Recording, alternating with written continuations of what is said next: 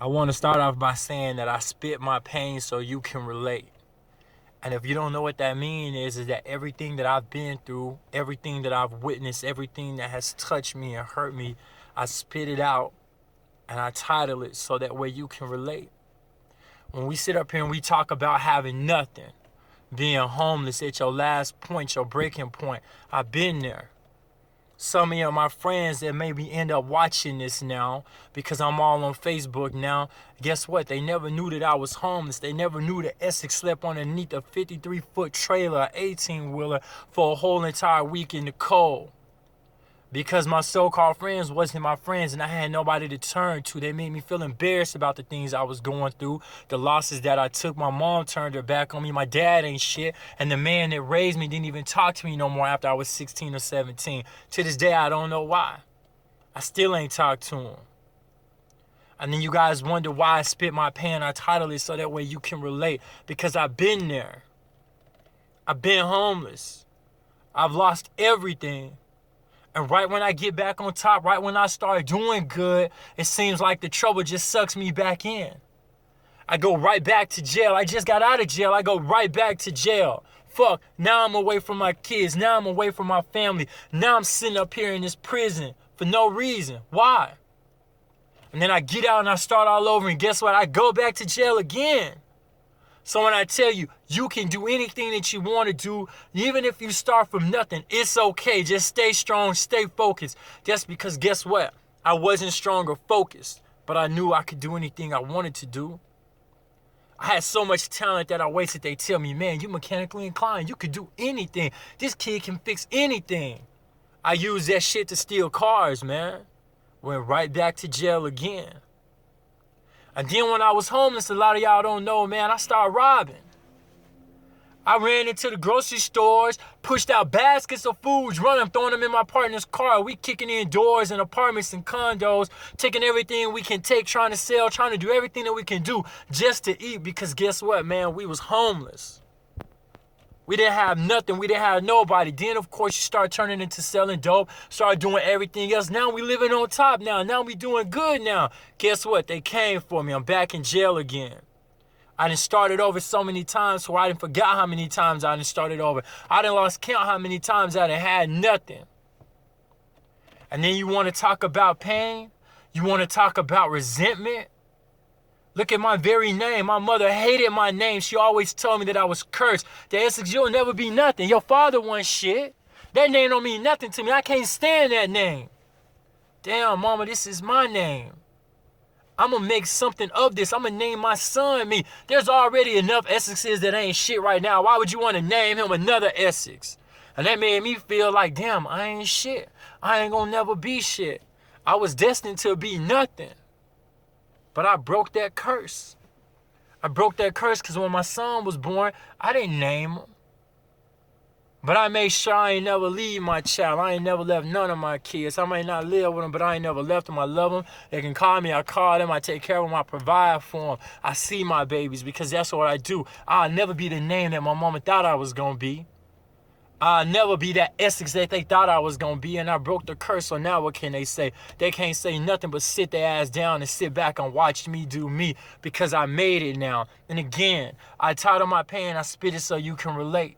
I let you know that anything that you want to do in life, love, you can do. You can be who you want to be. To that man out there that's troubled, that's getting out of prison and feeling like this it for them, and they have to live their life. You don't have to live that life. And then people say, well, why do you talk so much about relationships? That's because I had a heart. I used to love hard. I used to give my all to the very woman that I love the most. My high school love, I reached out to, I did everything for her. Guess what? She slept with my homeboy, destroyed me, man. Made me feel like everything I've ever done for this person, man, was for nothing. And that's when I first realized and first felt a heartbreak. That's when I first knew that that shit was real and it existed and the emotions are more powerful than we realized. So I started trying to learn from that. I started trying to make people understand that this is not what we have to go through. Make better choices and understand where you at right now. Again, I title my pain, I spit it so that way you can relate.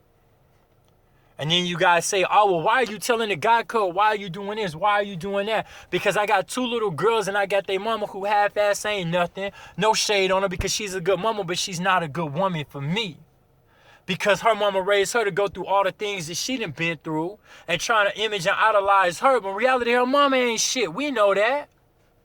So again, I title my pain. I see all of what my kid's mom is going through, battling from within herself, battling from what my other friends and other things are going through. I've been with all of the scandals, man. I slept with the married women. I've done all of that. I know the women who aren't happy, aren't satisfied, but their men are using them. I've had the homegirl to come knock on my front door crying with a bloody nose and a broken jaw and a rib, and we had to take her to the hospital. And I'm sitting by her side with tears in my eyes like I want to go kill that nigga for what he did to her. I felt the pain, so I titled it, I spit it so that way you can relate. And then you guys really want to know who I am. I'm a human being who has walked through so much anger. I've walked through so much hurt, so much pain. I've seen so many people lose everything. I've lost everything in myself, but I'm still here fighting. I'm still here trying to live. I'm still here trying to survive. I'm still here trying to make something of myself. So again, love, I title my pain. I spit it so that way you can relate. You can judge me all you want, but this shit is real out here. This exists. To everybody out there that's listening and say, well, I ain't never been through that. I ain't going to go through that. I'm smarter than that. I got more of a hustler than that. Reality check. I've seen some of the best hustlers lose everything. And I've seen some of the people with no work ethic have everything. So it doesn't matter what you think you are. It's just what ends up happening. And I've learned that the hard way. But damn, after it happens, how do we handle it? How do we deal with it? So again, I title my pain. I spit it so you can relate. I show you men, I show you ladies that even after relationship, even after family, even after losing jobs, even after being beat, after let down, through all of this pain, through all of this struggle, it's okay. We gonna make it. That's the whole purpose of empowerment. We lose our kids, we lose our family, we lose everything. Sometimes we in love with two people. How do I know? Because I've been in love with two people. How is that possible? I don't know. Go ask her. Because she knows that I love her. She know I care about her. I text her all the time. Even to this day, I let her know, Ma, I still love you. Ma, I got feelings for you, but you know it is what it is. I'm going to always be there for you. But guess what? I don't try to fuck her. I don't try to hit her. I don't try to do none of that. I just keep it G with her. I keep it 100 with her. So guess what? I title my pain, I spit it, and you relate. Now you see where I'm coming from. Now you know that you're not the only person that's going through these things. Now you know that this shit is not a fake, not a fraud. It's not a fluke. It's nothing funny. This shit is authentic. They ask me, why do you do it in a car? Because I'm driving and this shit is on my head and I just want to let it out because I don't have the right friends to talk to. I can't go home and talk to my folks about the shit that I go through because they look at me and they judge me. So I title my pain, I spit it so that way you can relate. And let thousands judge me, but let thousands be helped and let thousands understand. That's my sacrifice. I'll be judged, I'll be talked about, I'll be put down. But guess what? I've helped. So that's my sacrifice. Again, I title my pain, I spit it so you can relate. And that's just a piece of me, the naked truth.